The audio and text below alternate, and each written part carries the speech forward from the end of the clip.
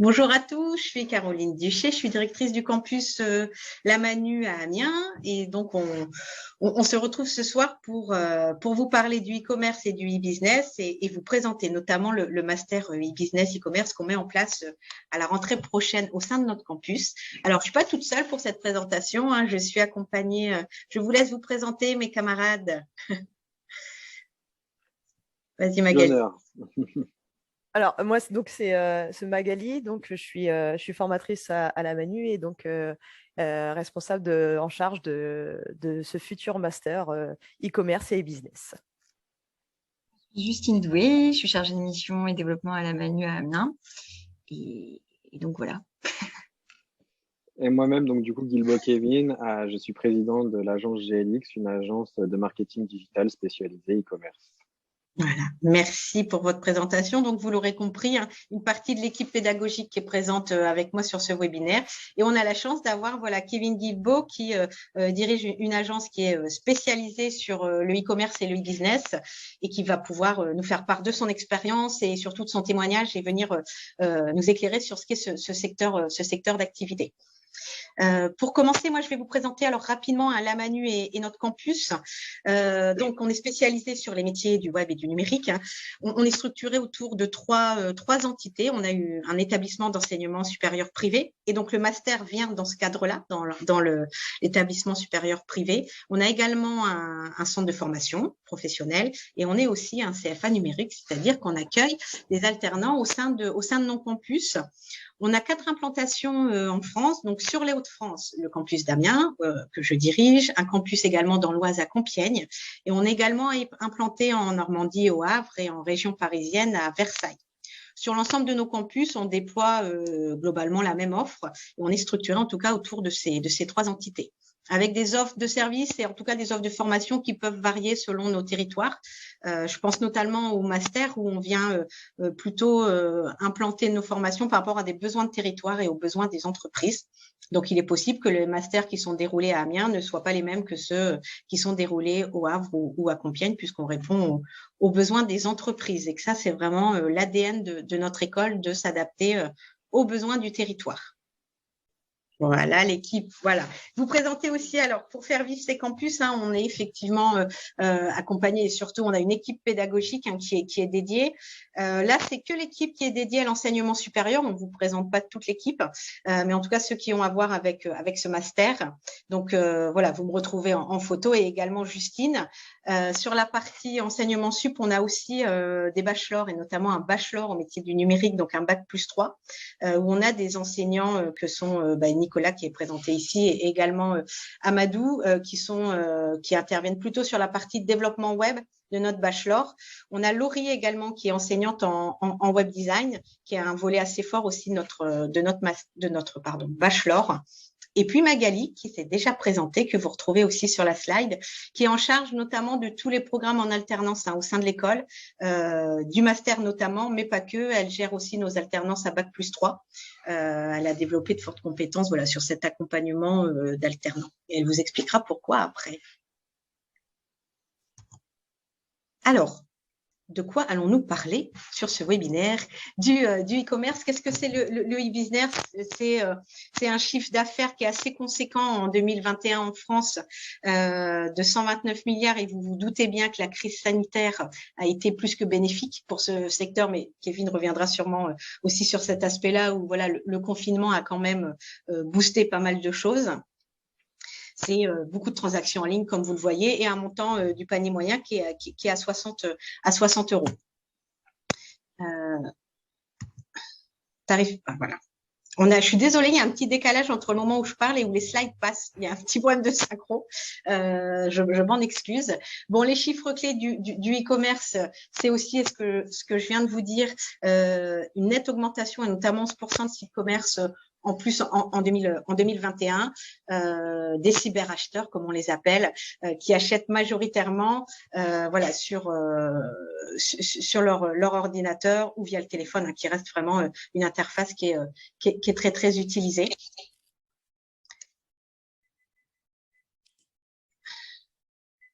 L'augmentation, voilà, des chiffres dont je vous ai parlé, et 14% aujourd'hui du commerce est réalisé via le e-commerce. Ce chiffre est vraiment en nette augmentation depuis 2020, ça ne fait que croître. Sur cette slide, on vous présente aussi les secteurs d'activité qui travaillent beaucoup via le e-commerce, donc bien entendu la mode, l'habillement, les produits culturels. Et vous voyez le nombre d'emplois qui sont représentés en France dans le e-commerce. C'est quand même en 2021, c'est des chiffres à fin 2021, 193 000 emplois qui sont dans ce secteur du e-commerce.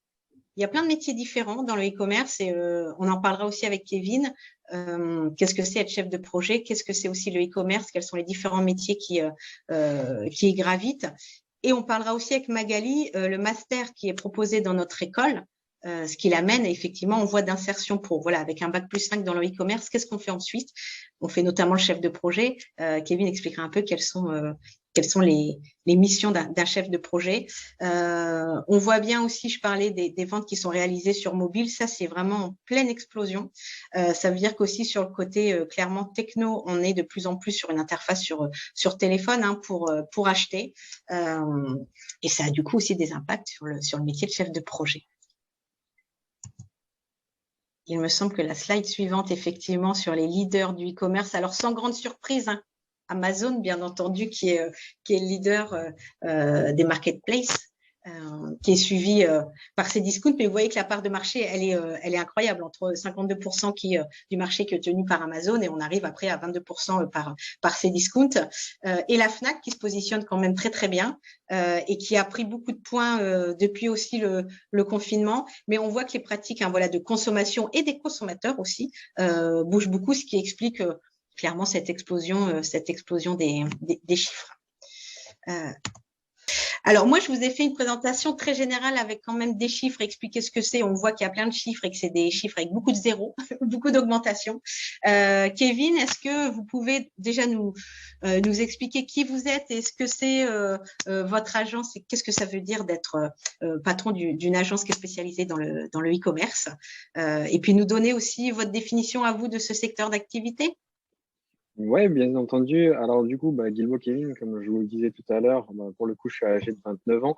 Je suis aujourd'hui à la tête de GLX, hein, donc c'est une des agences de marketing digital que j'ai développée il y a maintenant 3 ans, puisque je l'ai ouverte en 2019. Alors je pense que, alors je sais pas si c'est que j'ai eu le nez fin ou pas, mais pour le coup, juste avant le Covid, et je vous avoue que honnêtement, ça a été un énorme boom pour nous.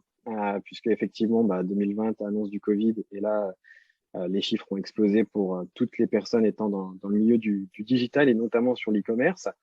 Aujourd'hui, nous chez GLX, on essaye vraiment d'accompagner les marques dans leur digitalisation. On a beaucoup de personnes aujourd'hui qui viennent nous voir parce qu'elles sont sur un secteur B2B, donc en l'occurrence elles sont vraiment fermées à une promotion de leurs produits, de leurs projets, de leur voilà. Directement de façon locale, si je puis dire, ou alors directement dans les grandes surfaces ou autres. Et de par le Covid, en fait, beaucoup ont pris conscience que il y a un engouement énorme avec la digitalisation. Et nous, aujourd'hui, notre métier, hein, tout simplement, c'est d'accompagner ces marques dans leur digitalisation, sur leur campagne publicitaire, sur les spots publicitaires. Quand vous allez sur Facebook, que vous allez, par exemple, je ne sais pas moi, taper un mot-clé tel que téléphone, vous allez sur Internet, vous tapez téléphone, vous allez sur Facebook et là, vous allez voir tous les 3 posts de vos amis, un post sponsorisé avec que des téléphones. C'est donc du coup la magie des algorithmes, le ciblage, et c'est ce que nous, on s'efforce de faire, donc de gérer les campagnes publicitaires de nos clients et des marques que l'on accompagne sur les réseaux sociaux. Donc en soi, qu'est-ce que le e-commerce? C'est tout simplement, grosso modo, le commerce en ligne, pour faire simple, en utilisant les mots les plus simples possibles. C'est tout simplement de faire la promotion de votre produit en ligne, de façon à toucher une nouvelle clientèle, des prospects qui ont peut-être pas forcément l'habitude ou l'envie de sortir de peur ou autre, parce que le Covid aujourd'hui a restreint le déplacement de beaucoup de monde. Et de par cette activité, on crée un site internet, on a notre produit qu'on vient implanter sur notre site internet, on fait notre campagne publicitaire et on est en mesure de vendre et de s'adresser non pas aux 3 personnes qu'il y a dans notre village, mais bel et bien à l'intégralité de la planète. Il n'y a aucune frontière. Donc du coup, c'est vraiment la force. Du coup, Kevin, vous expliquez une partie effectivement communication, référencement. Sur la partie constitution des plateformes, vous accompagnez également les entreprises sur la création de la marketplace. Alors nous, on travaille pas forcément avec de la marketplace en soi. Enfin, vous avez les e-shops, donc les shops entre guillemets. Voilà, si je suis revendeur de téléphone, pour continuer dans cet exemple, je vais tout simplement créer un projet, donc un site internet avec l'intégralité de mes produits. Pour le coup, c'est mon projet. Une marketplace, c'est tout simplement comme Amazon, c'est que vous avez X vendeurs qui vont venir vendre un produit. Donc, on a 10 vendeurs sur une seule et unique marketplace. Donc, il y a un gros distinguo qui se fait à ce niveau-là. On a déjà effectivement accompagné des marketplaces, mais mine de rien, le pourcentage est quand même moins important qu'un e-shop classique. Donc, en soi, on accompagne les deux. En soi, la gestion d'une campagne publicitaire reste similaire. Tout à l'heure, vous évoquiez Amazon. Amazon, aujourd'hui, c'est une marketplace, comme vous l'évoquiez, effectivement, à juste titre. Il y a énormément de personnes qui vont promouvoir leurs produits, que ce soit des produits locaux, du savon au lait de chèvre, ou ça peut passer par un adaptateur pour téléphone ou un stylo multifonction. Bref, on peut trouver tout ce qu'on veut sur Amazon, mais il faut comprendre que tous les produits n'appartiennent pas à Amazon, mais bien à des revendeurs, des marques, des personnes qui ont même potentiellement une auto-entreprise ou autre et qui revendent des produits qu'ils ont stockés directement dans les locaux d'Amazon. Merci Kevin pour cette précision. Concernant les métiers qui sont présents dans ce secteur d'activité et dans votre agence, si on vient dans votre agence, qu'est-ce qu'on trouve? On trouve un chef de projet, on trouve un web designer, un développeur. Qui est-ce qui vous accompagne? C'est ça. Alors pour le coup, si vous venez à l'agence, vous retrouverez autant des personnes physiques sur place et des personnes aussi en full remote, donc du coup en full télétravail, si je puis dire, puisque aujourd'hui, l'avantage de notre métier, c'est que nous n'avons aucune barrière. Donc du coup, si vous venez à l'agence, vous aurez effectivement Hugo, d'ailleurs, provenant de la Manu. Voilà. Et donc du coup, qui pour le coup est web designer au sein de l'agence. Vous avez effectivement un chef de projet, vous avez un monteur vidéo, vous avez une personne donc du coup qui s'occupe de toute la direction concernant le référencement naturel, donc tout ce qui est textuel, les textes de vente, les scripts de vente, etc. Si on sort un petit peu, alors qu'on reste dans le cadre de la société, mais qu'on sort des locaux, on a aussi donc du coup un directeur artistique, puisque on crée aussi nous toutes les campagnes publicitaires, donc shooting photo, shooting ads pour les justement tout ce qui va être audiovisuel. Donc on a vraiment tout cet avantage avec notre directeur artistique. On a aussi un monteur vidéo, donc un deuxième si je puis dire, en dehors des locaux. Donc il y a beaucoup de demandes, il y a beaucoup de corps de métier. J'exclus entre guillemets tous les voilà, c'est les métiers qu'on a besoin, tels que le comptable, tels que le juriste. Oui. Bref, voilà. Mais disons que c'est des personnes qui nous encadrent parce qu'aujourd'hui, il y a, entre guillemets, dans l'e-com, si on veut ouvrir aujourd'hui une structure dans l'e-com, il peut y avoir un panel de 100 métiers, quoi. Il en faut, il y a des personnes qui peuvent s'occuper du SAV, des campagnes publicitaires, ce qu'on appelle un média buyer. Enfin, voilà, il y a beaucoup de métiers. C'est un secteur en constante évolution. C'est-à-dire qu'aujourd'hui, le plus dur dans notre métier, c'est d'apprendre, de désapprendre pour réapprendre. C'est vraiment de se tenir à jour des nouvelles fonctions, puisqu'on est dépendant de certains outils qui évoluent, que ce soit les CMS avec lesquels on utilise, sur lesquels on crée nos sites Internet, les outils où on va faire la projection de nos campagnes publicitaires pour les marques que l'on accompagne. Enfin, bref, c'est en constante évolution et je pense, et d'ailleurs, je suis ravi d'avoir l'opportunité d'être dans ce webinaire parce que c'est vraiment très, très cool d'avoir une session vraiment e-commerce. J'aurais vraiment aimé avoir ça, moi, à mes débuts, puisque j'ai fait un cursus comptable, donc rien à voir. Ça m'a donné les vraies clés de la structure, entre guillemets, le côté très carré, etc. Mais c'est vrai que c'est quelque chose qui m'a toujours passionné et j'aurais bien aimé avoir recours à ce type de suivi de cursus qui, à mon avis, nous permet à tous de prendre des raccourcis très importants. Alors, merci aussi pour ces témoignages personnels, du coup, Kevin, sur votre parcours. Ce qu'on entend effectivement, ce que vous avez exprimé, c'est la multiplicité des métiers, en tout cas, et les différents métiers qui exercent dans cette grande famille, ce grand secteur qu'est le e-commerce. Alors, on n'a pas l'ambition sur notre master de former à l'ensemble des métiers qui gravitent dans le e-commerce. On est plutôt sur une clé de sortie, effectivement, de chef de projet. Alors, votre témoignage personnel, il est aussi intéressant, et je rebondis juste dessus quelques minutes. On voit qu'effectivement, les métiers, et aussi nous, par expérience au sein de notre école, que les métiers du web sont aujourd'hui très ouverts, qu'on n'est pas obligé de venir du milieu du web pour aussi se lancer dans le e-commerce. Magali, elle présentera aussi sur la maquette pourquoi aussi il n'y a pas besoin d'avoir des connaissances techniques pour rentrer tout de suite sur ce bac plus 5. Kevin, c'est quoi les missions d'un chef de projet quand on est dans le e-commerce? Qu'est-ce qu'il fait le chef de projet? Il s'occupe de tout. Il fait en sorte, en soi, c'est une personne, en règle générale, alors c'est un terme personnel, c'est un couteau suisse. C'est une personne qui sait s'adapter vraiment à de nombreuses situations. C'est une personne qui va gérer la communication entre clients et société, qui va faire le relais aussi dans la transmission d'informations. C'est une personne qui va pouvoir aussi cadrer le projet, puisque aujourd'hui on est dans un métier où on fait une prestation de service. On peut vite être débordé par une incompréhension.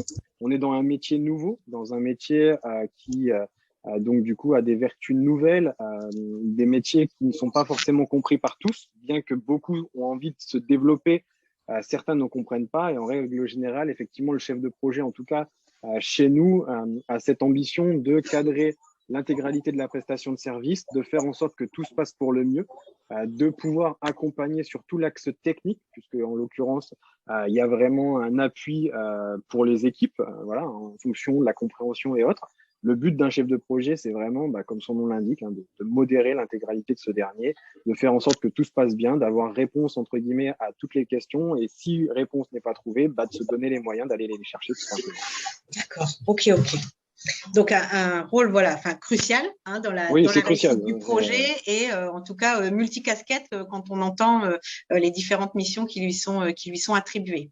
En soi, oui, c'est vraiment une personne qui aujourd'hui est au cœur du métier, au cœur de l'action, si je puis dire. C'est d'ailleurs la personne qui peut avoir un regard partout. Autant chez nous, on a des métiers bien définis comme le web designer, le copywriter, le media buyer et autres. Autant on a le chef de projet qui est au-dessus, sans que ce soit péjoratif ou autre, mais qui est au-dessus et qui du coup est en mesure de gérer la mise en relation et d'avoir un œil partout pour le bien-être du projet. D'accord, merci. Alors, on a une question. Kevin. Une question. Oui, une question de Sébastien. Sur quel CMS e-commerce travaillez-vous, Kevin? Alors, on travaille sur le CMS WordPress et Shopify essentiellement. 90% des projets aujourd'hui sur de l'e-shop, c'est du Shopify. Comme le disait tout à l'heure, alors je ne sais plus si c'était Caroline ou Justine, mais à bon escient, pour le coup, en soi, on n'a pas besoin aujourd'hui entre guillemets, on a des outils qui nous permettent de faire des choses compliquées mais facilement. Et les CMS tels que WordPress ou Shopify le permettent. Il n'y a pas besoin de faire un site sur mesure avec un CMS trop compliqué. Aujourd'hui, nous, 90% de la 90% de la clientèle, c'est du Shopify et le reste WordPress. D'accord. Ça dépend si on veut du drag and drop ou si on veut du no-code classique. On a une autre question. Oui, je crois qu'on a quelques spécialistes, dans les personnes qui participent. Vas-y, Justine, je te laisse poser la question. Pourquoi pas de PrestaShop ou Magento? Alors, c'est totalement envisageable et possible. Aujourd'hui, nous, on n'a pas fait ce focus-là parce que derrière, le langage, par exemple, n'est pas le même que celui sur Shopify. Donc, du coup, même si on veut intervenir dans le développement d'une section ou autre sur Shopify, on est sur un autre langage, donc du coup, une autre compétence. PrestaShop et aujourd'hui et aussi Magento, c'est deux CMS qu'on utilise moins, voire pas du tout en interne parce que déjà plus coûteux, donc pas forcément aussi intéressant que voulu nous dans notre stratégie GLX entre guillemets. D'accord, ok. Merci Kevin. On va peut-être, alors là, on va faire une très belle transition. On va pouvoir céder aussi la parole à Magali. Donc Magali Jouan, qui est l'enseignante référente sur ce master et sur plus globalement les programmes en alternance de la Manu, qui est une ancienne chef de projet Donc, il va pouvoir illustrer et confirmer tout ce que vous venez de dire, Kevin, sur ce métier. J'espère aussi que vous serez d'accord. Je te laisse, Magali, prendre la main, te présenter rapidement et puis après, présenter aussi notre master et voir comment le master qui va être déroulé au sein de la Manu vient complètement épouser ce qu'a dit Kevin sur ce côté couteau suisse du chef de projet.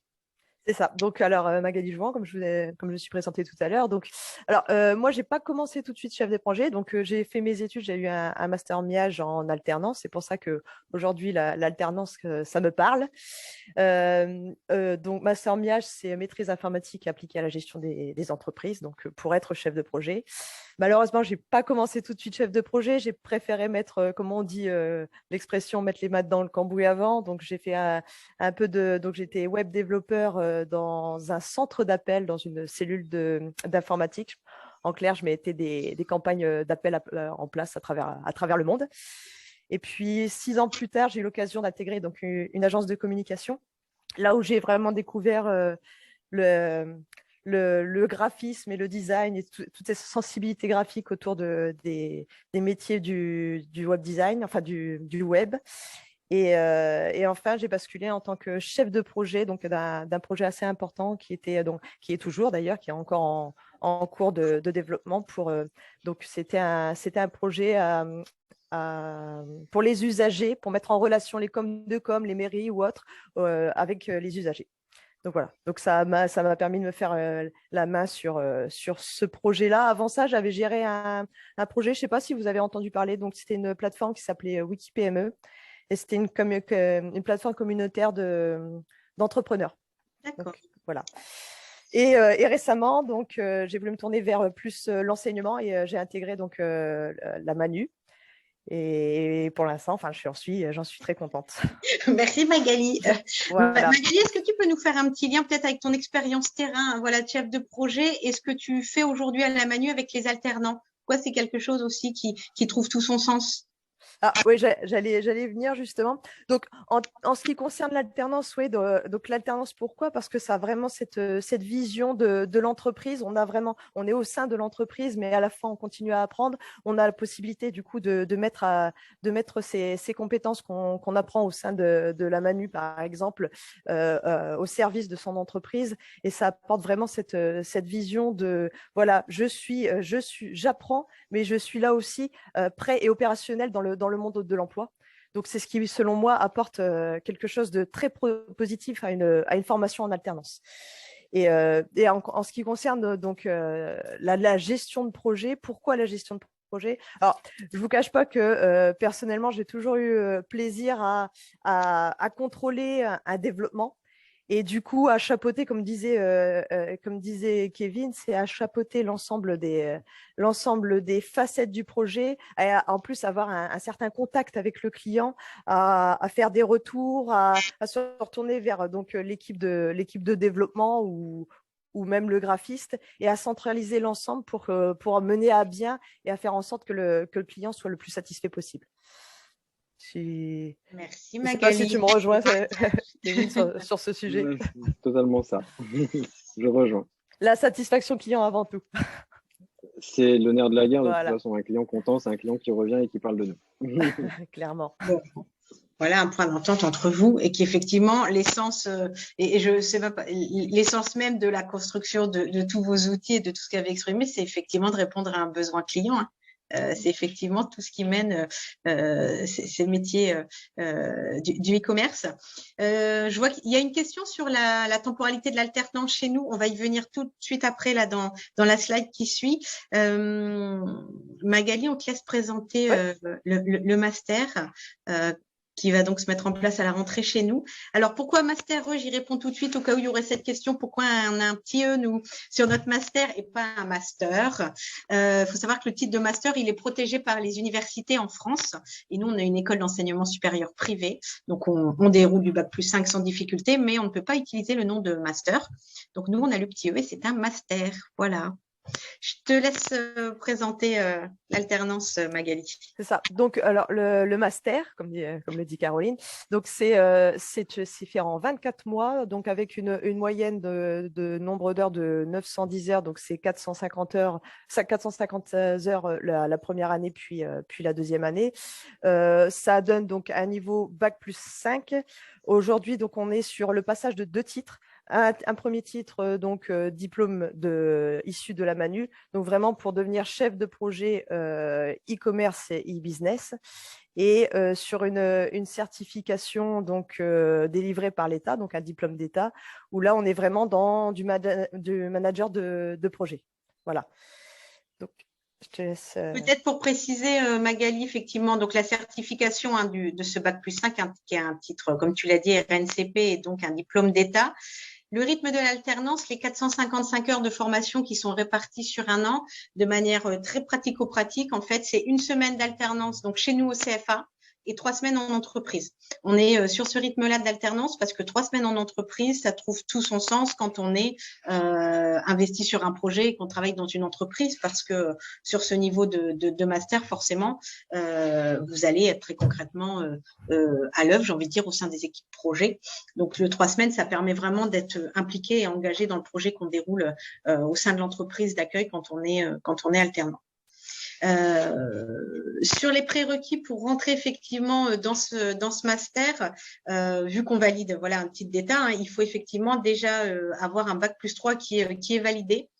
En informatique, en dev web, en marketing, en com, en design, et même, j'ai envie de dire, au-delà de ça, et ça fait aussi partie de l'ADN de l'école, hein, d'accepter des profils, et Kevin en est en plus vraiment l'exemple.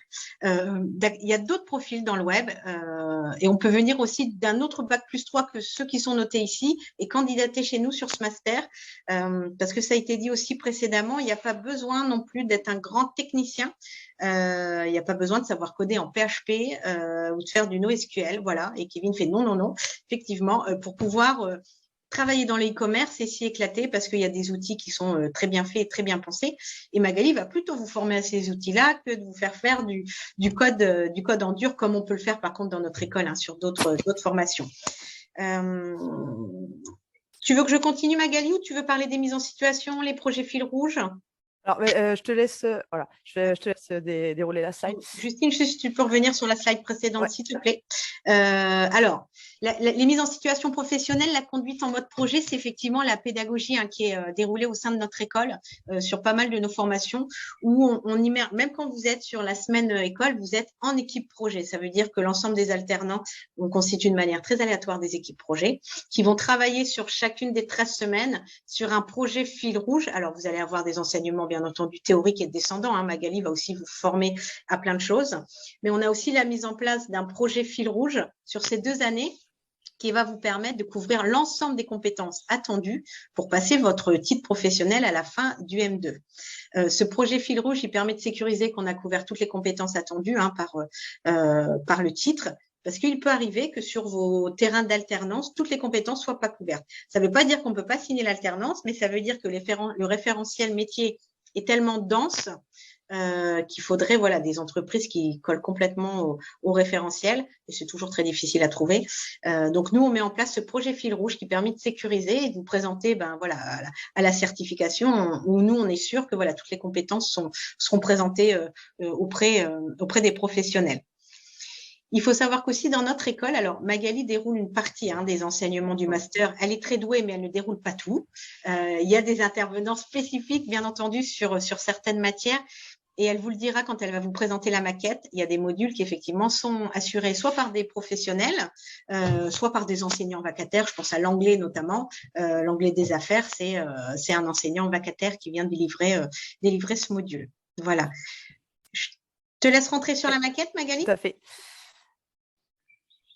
Donc, la première année, alors forcément, la base, le nerf de la guerre, donc c'est le marketing stratégique et le lancement de produits.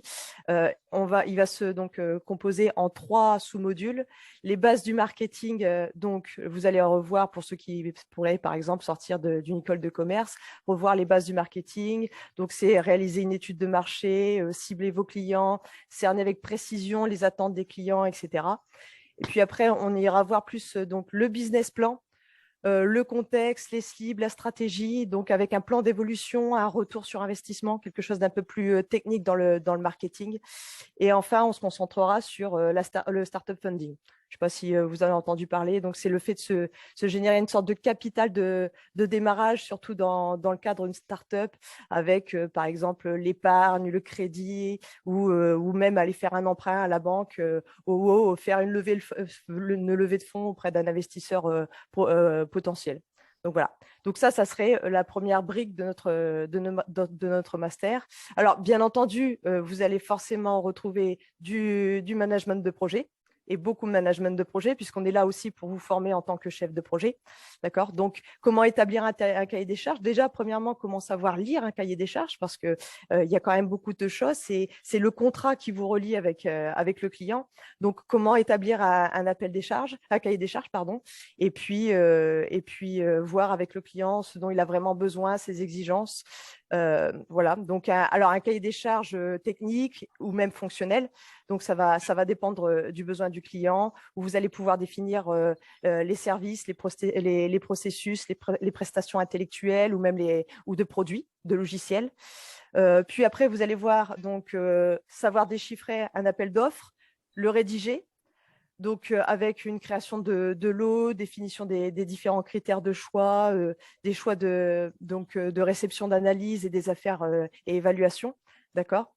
Puis enfin, on va voir ce qui est super important aussi, surtout dans le e-commerce et le e-business, c'est le plan de qualité avec donc la norme ISO 9001, les spécialisations donc, du projet, l'organisation, les processus de production.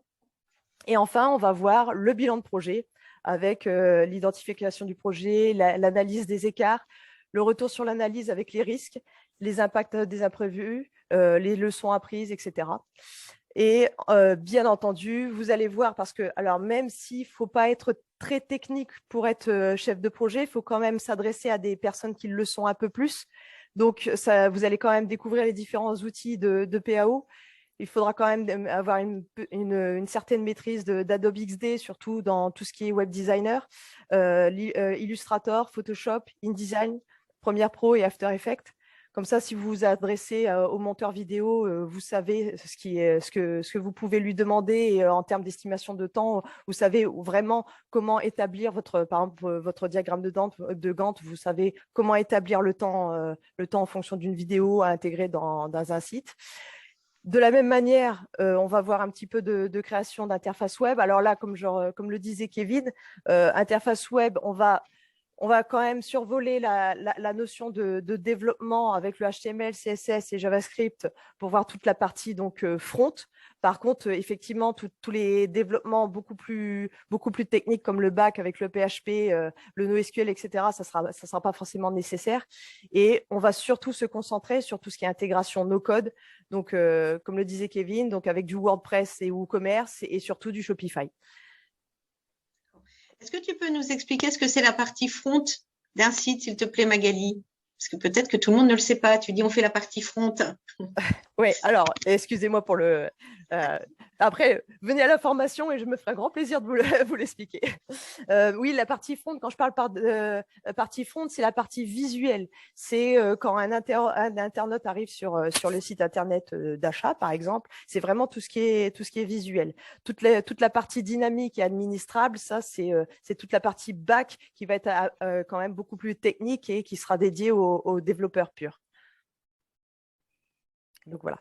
Après, bien entendu, il va y avoir des modules, ce qu'on appelle des modules transverses, comme en parlait Caroline, avec l'anglais des affaires, le management et le pilotage d'équipe. Alors ça, c'est toute la brique RH qui est nécessaire pour le titre, pour le RNCP.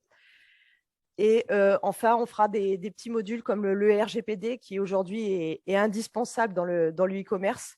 Une grosse prestation de SEO parce que c'est ce qu'il y a de plus important, c'est ce qui met en place la visibilité de votre site de e-commerce. On parcourra aussi le Google AdWords et le Google Analytics. Merci Magali. Effectivement, la partie anglais des affaires qui apparaît, le management et le pilotage des équipes, on est sur des intervenants extérieurs. Sur cette slide, on voit aussi, Magali, il y a des métiers qui sont notés, hein, des perspectives de métiers. Alors, pas accessibles dès le M1. L'idée, c'est de faire M1 et M2, bien entendu. Mais effectivement, avec des métiers qui ont été déjà exprimés aussi par Kevin, hein, de traffic manager, de manager web marketing. C'est autant les technos évoluent que le nom des métiers aussi, j'ai envie de vous dire. C'est-à-dire que là, on note le nom de ces métiers. Dans un an, ils auront sûrement un autre nom. Mais les missions sont quand même globalement les mêmes. Il y a pas mal de questions qui arrivent dans le chat. Il y a une autre question de Sébastien. Quelle part faites-vous à l'expérience utilisateur dans le parcours de formation? Tu as entendu, Magali? Non, j'ai pas entendu. Excusez-moi. Tu m'entends? Oui. Quelle part faites-vous à l'expérience utilisateur dans le parcours de formation? Alors, cette part-là, on va le faire sur les 2 ans. Je pense que ça, c'est typiquement un travail de longue haleine. On va le voir déjà lors de la création des interfaces web, mais on le verra aussi au sein de la partie PAO quand au moment où on pense la maquette. Tout ça, c'est vraiment quelque chose de super important au niveau du parcours utilisateur. Il y aura aussi des notions d'A/B testing, par exemple, où là, on pourra découvrir par exemple, sur une page, est-ce qu'elle a plus d'impact sur le parcours utilisateur qu'une autre version du site Internet, par exemple. On peut le voir aussi en 2e année. Alors, je sais pas si… Ouais, ça va être… Ça y est, tu es sur la slide. Voilà, où on va revoir ça lors du module de e-marketing ou même encore du storytelling, où là, on va carrément raconter une histoire tout autour du produit du client.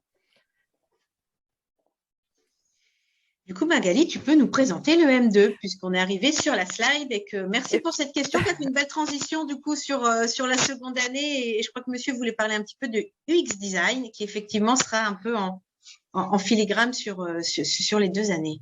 C'est ça.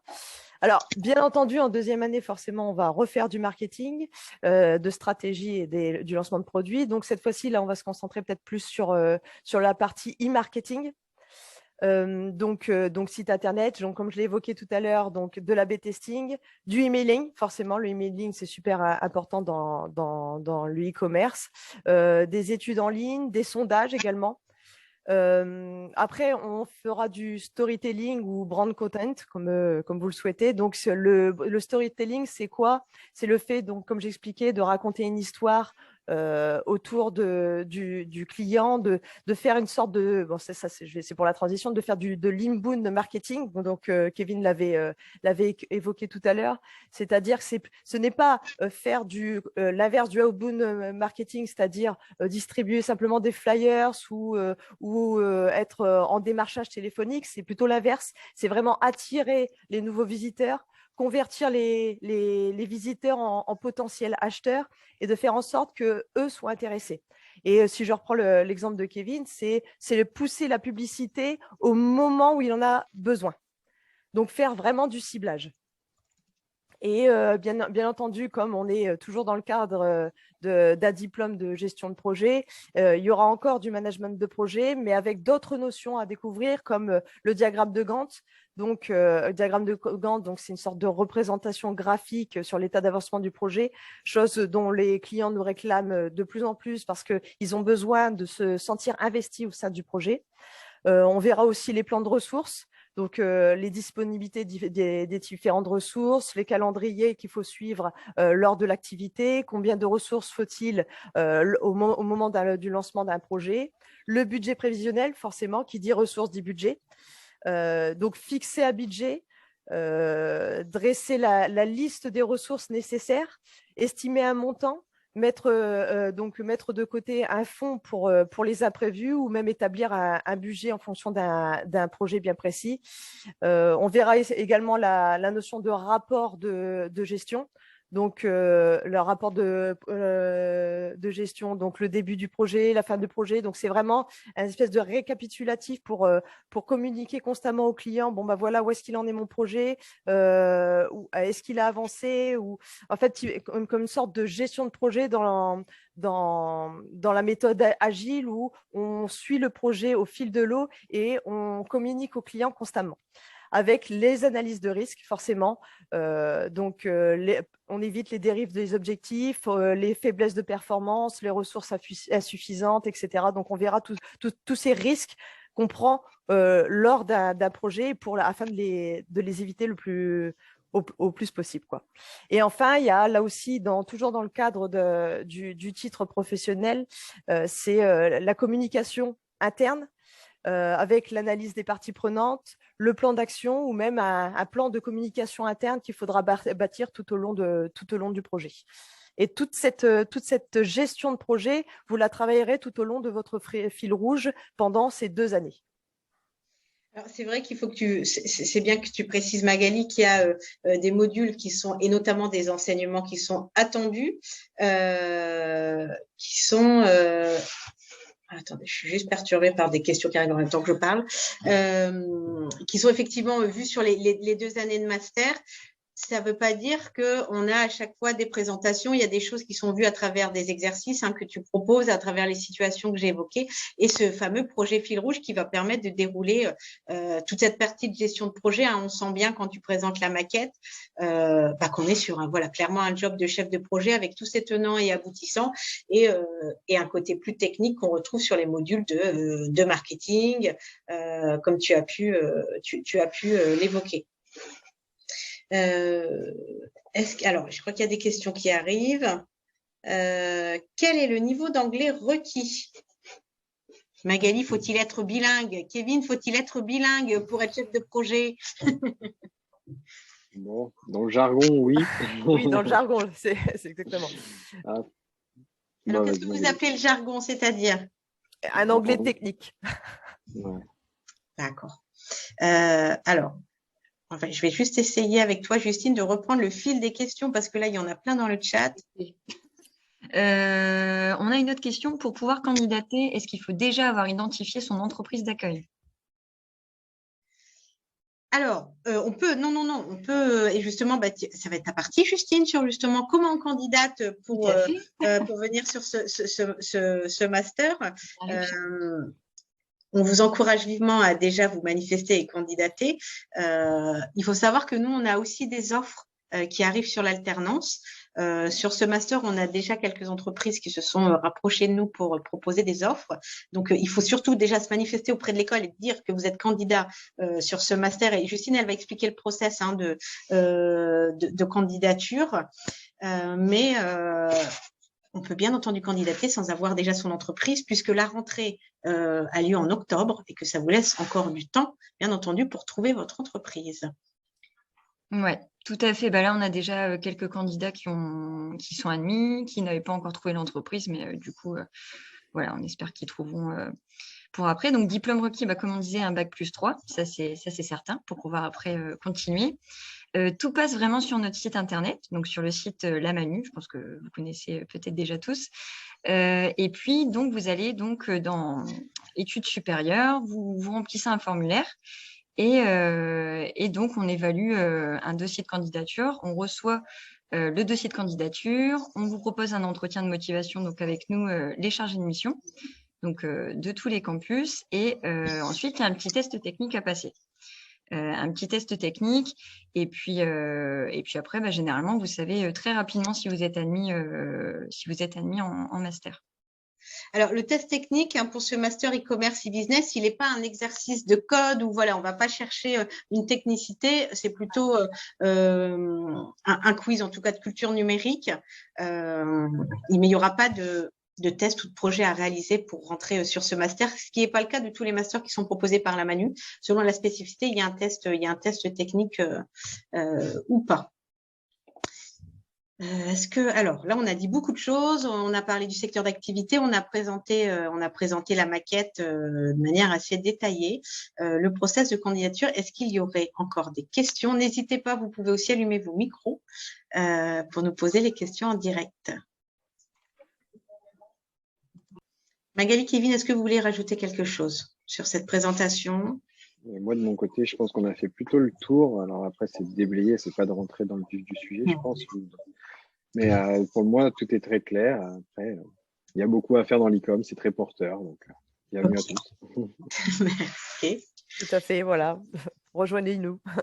Ok, bon. Eh bien, écoutez, on vous remercie tous pour votre présence, pour votre écoute. N'hésitez pas, Justine, est-ce que tu peux laisser une adresse mail, s'il te plaît, dans le chat? Si vous avez des questions, si vous voulez rentrer en contact avec nous, il y a effectivement, et voilà, il y avait une slide avec l'adresse contact, les coordonnées de l'école. N'hésitez pas à nous contacter. Vous pouvez aussi nous contacter via LinkedIn. Hein. Vous allez facilement nous trouver, que ce soit moi ou Justine ou Magali ou Kevin aussi. S'il y avait des questions à poser directement à Kevin, n'hésitez pas. En tout cas, merci à tous pour votre écoute et on va vous souhaiter une bonne soirée. Merci à tous. Merveilleuse journée à tous. Au revoir. Bonne soirée. Au revoir. Au revoir.